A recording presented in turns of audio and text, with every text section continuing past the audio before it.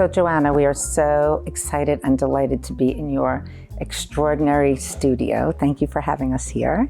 And I wanted to talk to you, about your art. I've seen so many of your pieces and your different installations, and I think the thing that brings them all together is that you're always addressing societal issues, whether they're issues of, women's rights, issues of democracy, freedom of speech, racism, issues of history and common problems we share. Talk to me about the inspiration for your art and what the messages that you're trying to put forward.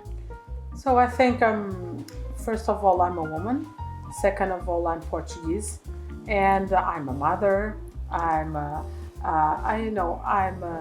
wife. I'm a daughter, and I'm a cousin, and so I'm a granddaughter. So being all those roles and being Portuguese puts me in a unique location in the world. Geographically speaking, I'm surrounded and embedded by the Portuguese culture, by the Portuguese weather, by the Portuguese food, and by the Portuguese history, and by the Portuguese traditions. Meaning that that's my source of inspiration because it's who I am, where I come from, what I'm surrounded by. And I think that artists are messengers and poets of the future by bringing along their culture, their awareness, their history, and transforming it into the future so that those information, those traditions can continue and can have a new perspective and an overview of the present, and to translate the past into the present and giving an overview into the future. So being Portuguese, my role as a woman is to create this view of a more democratic place, of a more sustainable society, and more equal. And equanimity is the word where we share our values, we share our rights and our freedoms. So liberté, égalité, and fraternité is what the future should be. And from the Portuguese perspective, from a woman from Portugal, that's what I try to communicate through my work.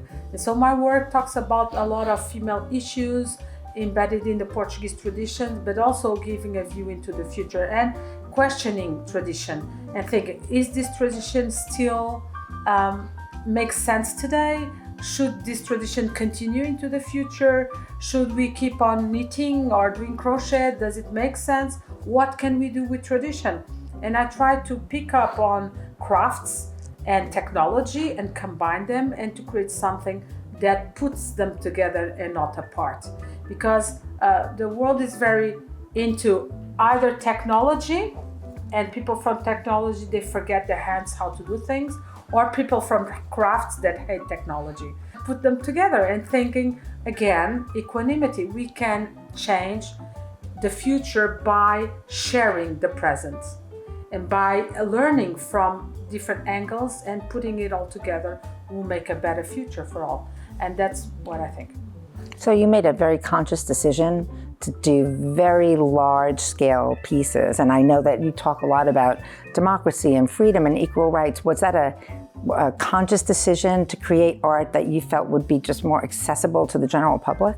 Yes, monumental sculpture and outdoor sculpture is the most accessible artworks for all, and it means that you can share your work with everybody that goes on a car, on a bus, on a garden, on a boat, whatever. If you put your artwork in the public space, people don't need to buy a ticket. They don't need to think over to go and see an artwork. They don't need to go to an art course to understand it. You just interact with the path of people in the cities or in a garden, and people can just have a moment of a poetic moment for themselves. And you can share that with people. And if you just sit next to a sculpture in any garden, you have a moment for yourself.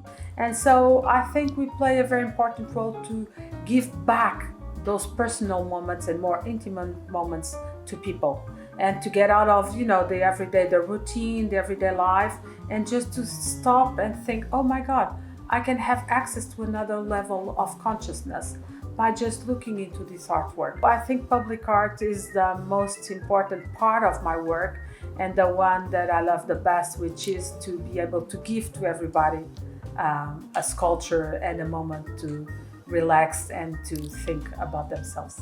Well, I was fortunate enough to be able to do that in my collection that I did at the residence with your beautiful teapot. And I actually, this beautiful teapot that was about 14 feet tall and has little seats. And I'll never forget the moment that I had with my grandchildren having a tea party in your teapot. And I sent you a picture of that because that was a moment that you and your art gave to me and my family that we'll really never forget. So that's the purpose. It's how people will never forget that moment. It's to give memories and good memories for you, for your grandchildren, for your children.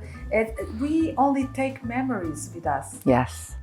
And that's the most important thing, is to build good memories and happy moments. And that's what we should live by, having happy moments and memories that will take us, to be able to be happy and to be free.